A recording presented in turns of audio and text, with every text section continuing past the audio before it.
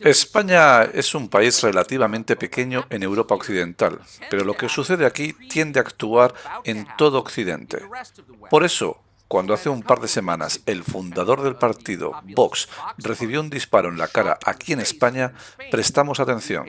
El tiroteo se produjo exactamente en el momento en que la izquierda en España está tratando de apoderarse del país de manera ilegal, perdonando a los terroristas, ofreciendo la amnistía a los terroristas contra la Constitución para tomar el control total. Algo muy parecido a esto ocurrió en el siglo pasado, en la década de 1930, y decenas de miles de personas, en su mayoría cristianos, fueron masacradas, después con disparos en la cabeza y enterradas vivas. Era el comienzo de la Guerra Civil Española, así que pensamos que valdría la pena venir a España para ver qué está pasando aquí. Fuimos a una manifestación y pasamos mucho tiempo con Santiago Abascal, el líder de Vox. Estás a punto de saber de él. Nuestra evaluación es bastante simple. Es honesto, tiene principios y sobre todo no tiene ningún miedo. Aquí está él, Santiago Abascal. Gracias por recibirnos en Madrid. España está obviamente inflamada políticamente en estos momentos. Gran parte del mundo no está prestando atención. ¿Qué cree que está pensando el resto del mundo con lo que está pasando aquí ahora? Yo creo que sería bueno que en el resto del mundo comprendan que España durante mucho tiempo ha sido el campo de pruebas del wokismo más extremo, de agendas climáticas extremas, de leyes de género tremendamente radicales desde el año 2004. Además, España es la puerta de la islamización de Europa por su posición geográfica y por ser una de las principales víctimas de la inmigración masiva. Y yo creo que no hay que olvidar la importancia de la conexión de España con toda Iberoamérica, con Hispanoamérica, porque la influencia de España ha sido muy grande, hoy no es tan grande, pero España puede ser el freno del narcocomunismo o ser la punta de lanza del narcocomunismo. Hay que tener en cuenta que España es el único país de Europa en el que hay ministros comunistas en el gobierno, y yo creo que eso es algo que debería ser entendido, debería ser visto con preocupación. Explique, si quiere, a aquellos que no siguen la política española, ¿cómo cree que el gobierno de izquierda en el poder está intentando acabar con la democracia en España? ¿Cómo crees que sucede eso? Bueno, el gobierno el gobierno no ha sido todavía elegido, pero hemos votado en una legislatura normal para que un gobierno haga unas u otras políticas públicas. Sin embargo, este gobierno ha iniciado un proceso constituyente. Ha puesto encima de la mesa una ley de amnistía para los peores delitos cometidos por representantes públicos, delitos contra la Constitución, delitos contra la unidad nacional y, en definitiva, Pedro Sánchez es un político que está amnistiando a otros políticos a cambio de sus votos para mantenerse en el poder. Es un político que está perdonando la deuda a una región determinada para obtener el voto de los representantes de esa región y para mantenerse en el poder. Es el mayor acto de corrupción que puede cometer un político, pero además está iniciando un proceso constituyente. La ley de amnistía no cabe en nuestra Constitución. Ha puesto en pie de guerra absolutamente a todos los sectores judiciales, a todas las asociaciones judiciales, independientemente de su orientación ideológica, que han hablado en los términos más contundentes. Hoy en España los jueces, tanto el gobierno de los jueces como las asociaciones judiciales, están hablando del principio del fin de la democracia, están hablando de la abolición del Estado de Derecho y están hablando de un ataque brutal a la separación de poderes. Nunca había pasado eso durante toda nuestra democracia y por eso nosotros decimos que la investidura de Pedro Sánchez es un golpe a la Constitución y es un golpe a la nación y que por lo tanto vamos a enfrentar, si él logra ser nombrado presidente, una legislatura ilegal, no solo ilegítima, porque Pedro Sánchez ya fue elegido hace 4 años mintiendo a los españoles sobre sus pactos. En esta ocasión es mucho más grave, no solo les ha mentido, sino que directamente el gobierno camina por la senda de la ilegalidad más absoluta. Entonces su argumento es que la oposición de la izquierda no respeta la ley. El Estado de Derecho no se aplica a los políticos de izquierda y a toda la oposición política. Exactamente de eso le hemos acusado. Le hemos dicho que el mensaje que lanza a todos los españoles es que la ley ya no obliga a nadie, porque si la ley no obliga a sus socios y a sus cómplices de investidura, ¿por qué nos tiene que obligar a los demás? ¿Por qué nos dicen que tenemos que convocar manifestaciones con todos los papeles? ¿Por qué hay que cumplir con los trámites administrativos? ¿Por qué los españoles tienen que pagar impuestos? ¿Por qué los españoles tienen que pagar las multas? ¿Por qué los españoles tienen que aceptar las condenas de los tribunales si los cómplices de la investidura de Sánchez van a ser indultados y los delitos gravísimos cometidos por políticos durante un periodo de 5 años van a ser completamente indultados? Van a decir que no hubo delito, que no hicieron nada mal.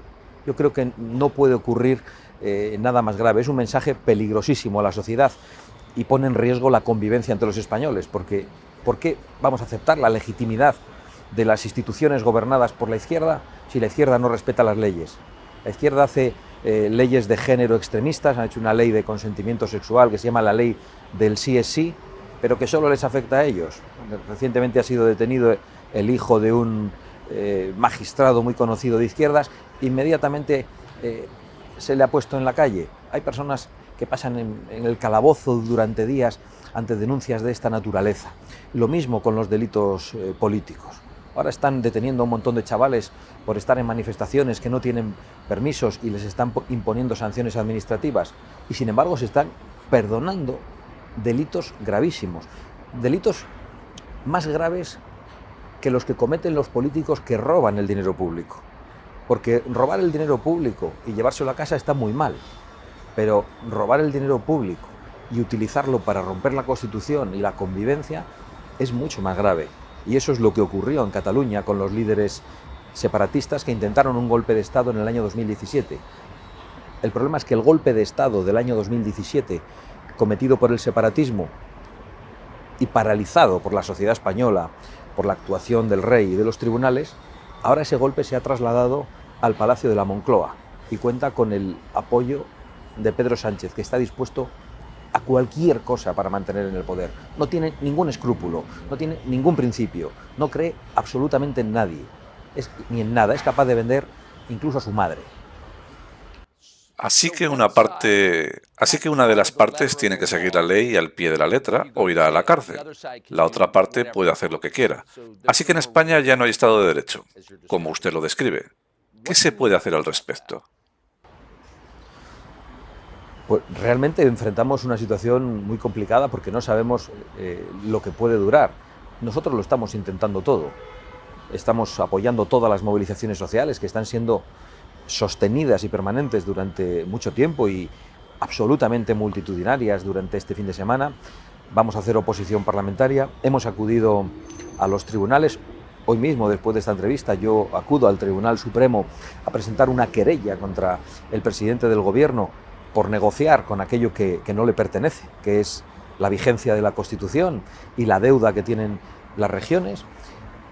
Vamos a intentarlo todo, pero sabemos que enfrentamos una legislatura peligrosa y que solo tiene una elección posible al final, que es que el tirano se sienta en el banquillo de los acusados o que los opositores acabamos en la cárcel. Esa es la realidad y eso es lo que nosotros estamos intentando explicar a nuestro pueblo. Estamos intentando que los españoles cobren conciencia de qué es lo que estamos enfrentando y creemos que una inmensa mayoría de los españoles ya saben cuál es el peligro que representa Pedro Sánchez, pero deben saber que vamos a tener que vivir durante esta legislatura en la que tenemos que utilizar todas las armas legítimas para impedir la consolidación de este gobierno. Cuando dices que la oposición terminará en la cárcel, eres el líder de la oposición. ¿Estás listo para ir a la cárcel por esto? Yo estoy dispuesto absolutamente a todo.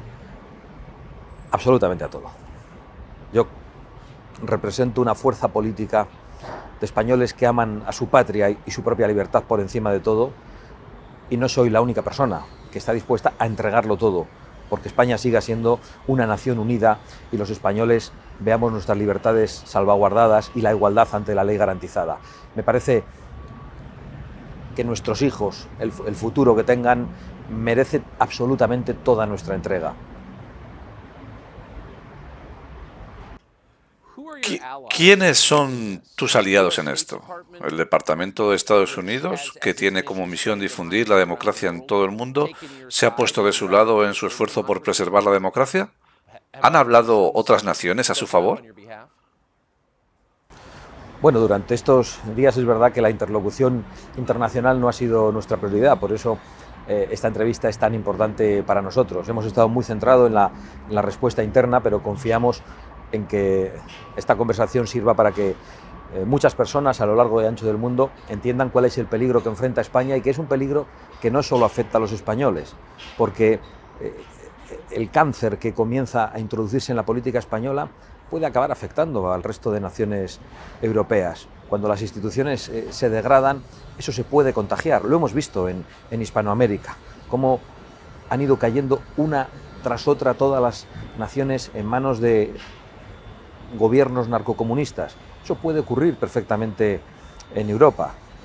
En España padecemos el único gobierno con ministros comunistas. Esto es una anomalía, pero no es descartable que si la Unión Europea no reacciona, no haga nada, no le da importancia, esto puede acabar ocurriendo en otros lugares. De hecho, es muy escandaloso que los burócratas de la Unión Europea no hayan actuado con contundencia, teniendo en cuenta que han perseguido brutalmente a Hungría y a Polonia, diciendo que en Hungría y Polonia el Estado de Derecho estaba en riesgo o había poca división de poderes, cuando era una falacia completa. En Hungría y Polonia lo único que pasaba es que había dos gobiernos que defendían sus fronteras frente a la inmigración masiva y que defendían el derecho de los padres a educar a sus hijos conforme a las convicciones de los propios padres. Y eso ha sido lo que los burócratas de la Unión Europea han perseguido. Entonces, realmente vemos con preocupación y sospecha hasta qué punto la ideologización de la Unión Europea hace que ahora miren para otro lado ante una situación tan grave como la de España. Pero esperamos tener aliados como los hemos tenido durante todo este tiempo. Vox ha contado con importantes alianzas en Europa, no solo los primeros ministros húngaro y polaco, sino también la primera ministra italiana, Giorgia Meloni. Hemos recibido el respaldo de muchos líderes iberoamericanos, incluso del presidente Trump.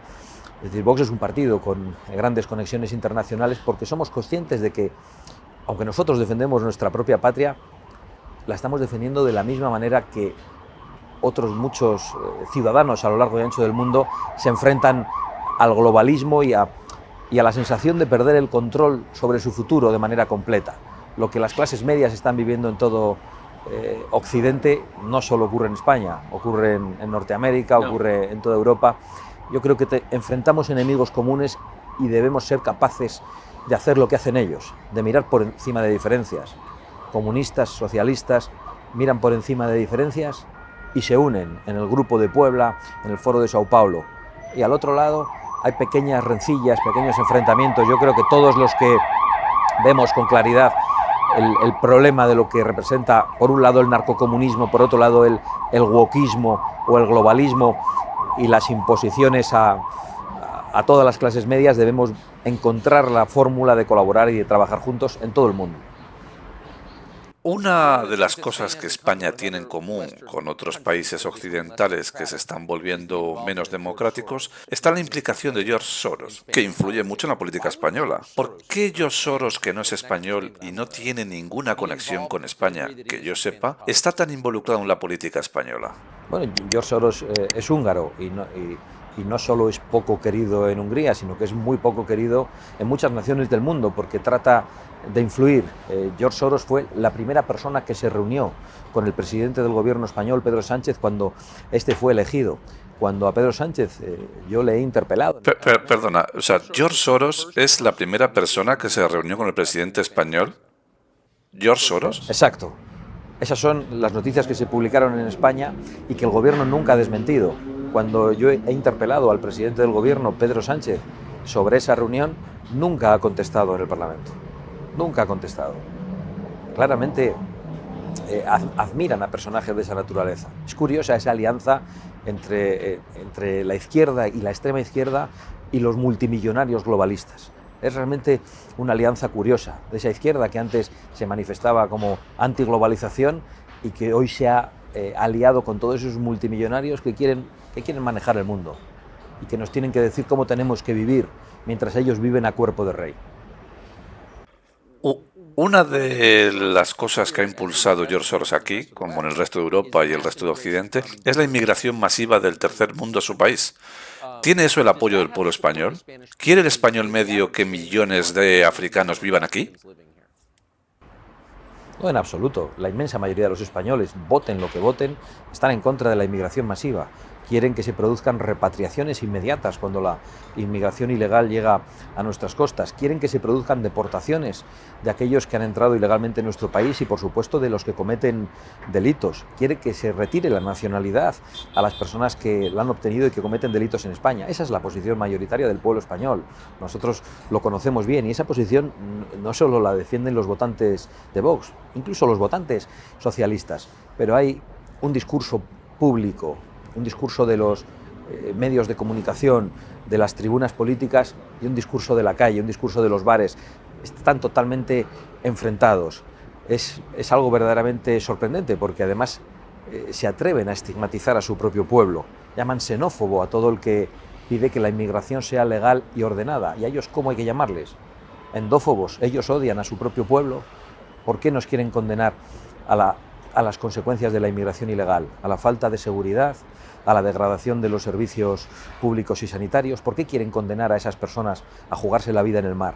¿Por qué Soros financia organizaciones como Open Arms, que es una de las ONGs que además recibe financiación pública y que es la principal responsable de la colaboración con las mafias del tráfico de personas en el Mediterráneo?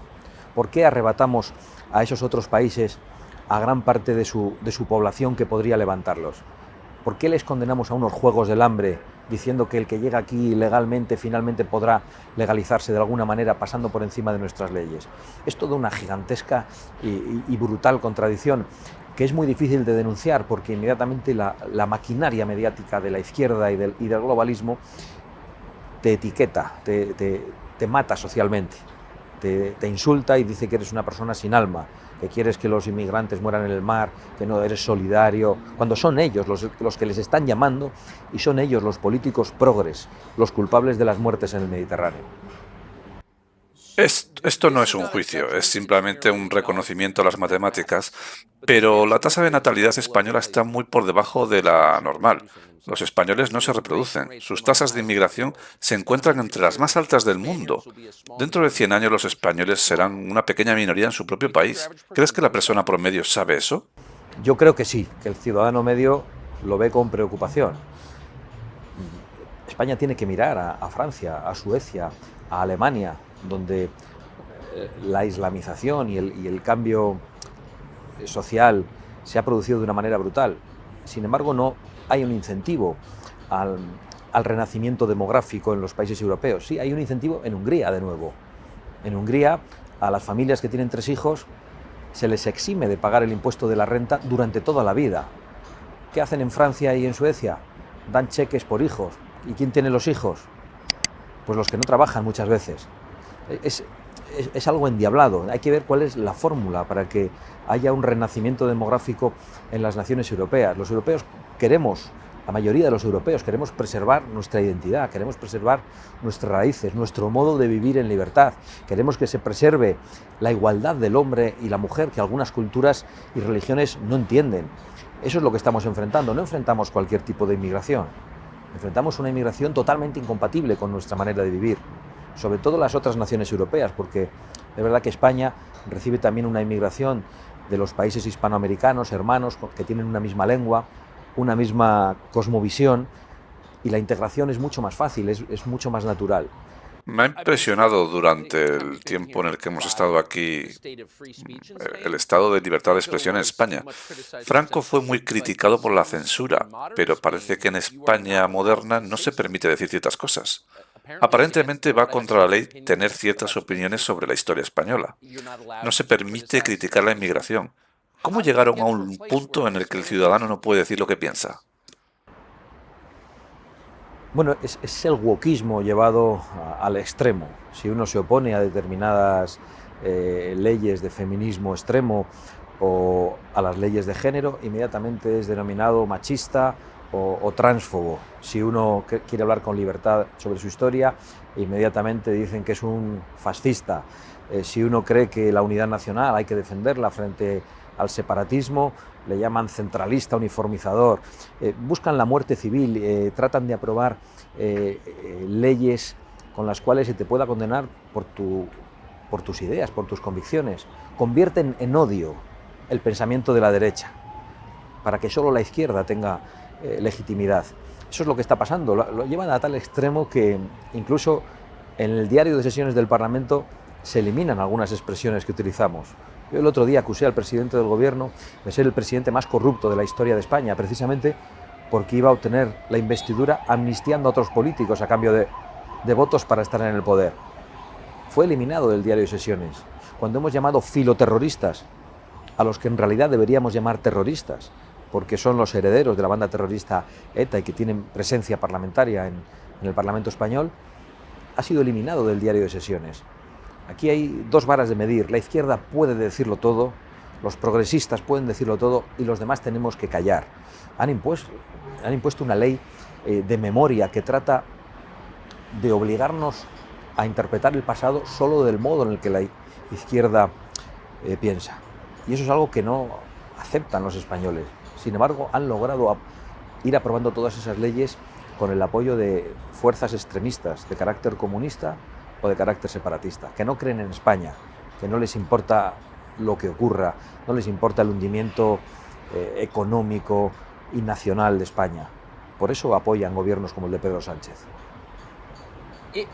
Es interesante, me refiero a España, y no es para desenterrar el pasado, pero fue el lugar de la mayor matanza masiva de cristianos en Europa hace menos de 100 años. Miles de clérigos, sacerdotes, monjas, obispos fueron asesinados por la izquierda en España, y esas ideas todavía existen en España, y por eso me sorprende que los líderes de la Iglesia no estén denunciando estas ideas, ya que hubo una masacre masiva de clérigos cristianos en este país hace menos de 100 años. ¿Por qué la Iglesia no se pronuncia? Yo creo que las jerarquías siempre han estado muy vinculadas al poder, pero es cierto que España vivió durante la guerra civil y en las fases anteriores de la República, que ha sido idealizada por la izquierda, una brutal persecución religiosa que no tiene parangón. Es una de las mayores persecuciones que ha sufrido la Iglesia, que han sufrido los cristianos a lo largo y ancho del mundo. Y hoy, precisamente, se nos quiere impedir hablar de esas cosas. Se pretende que los españoles creamos que la izquierda y el comunismo defendían la democracia. No, la izquierda y el comunismo defendían a Stalin. La izquierda y el comunismo perseguían la libertad religiosa. La izquierda y el comunismo y el socialismo persiguen la libertad en todos los órdenes. Solo han traído ruina, muerte, no han traído nada más a lo largo y ancho del mundo. No hay ningún sitio en el que el socialismo o el comunismo hayan traído nada bueno en ninguna parte del planeta.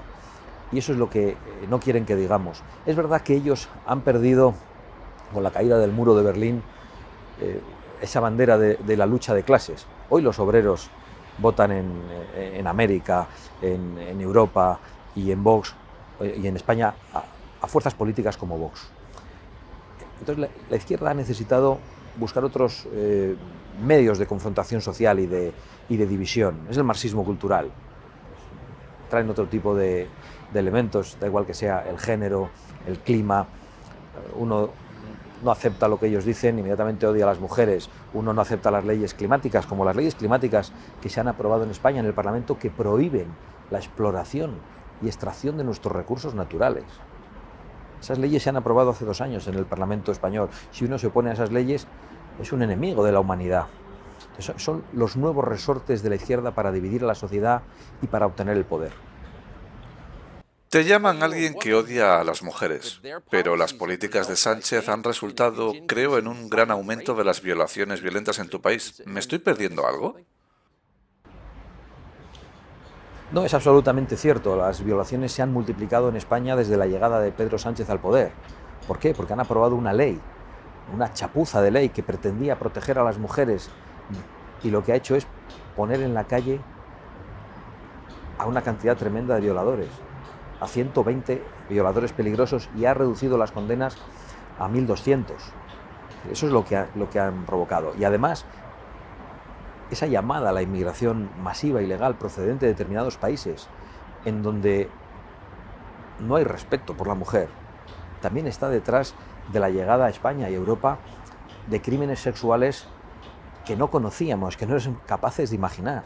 Las violaciones grupales se han multiplicado en España, y eso con el gobierno más feminista de la historia, eso con el gobierno que nos ha colado un ministerio de la mujer y que ha servido precisamente para traer esa ley que ha puesto a los violadores en la calle. Este gobierno es una mentira completa. Este gobierno es una traición a su propio pueblo. Este gobierno está presidido y dirigido por personas que no tienen escrúpulos, que solo tienen ambición de poder y que están ideológicamente obsesionadas, que no creen que tienen que gobernar para todos. Son gente sectaria, gente extremista y gente con ambición de poder, lo que ha sido siempre el comunismo y el socialismo. Los historiadores suelen decir que lo que pasó en España a finales de 1930 fue un anticipo de lo que pasó luego en el resto de Europa, en el mundo, en los años siguientes. Las batallas que vives son un anticipo de lo que está pasando, de lo que pasará en Estados Unidos, en Gran Bretaña, en Francia, en todo el oeste.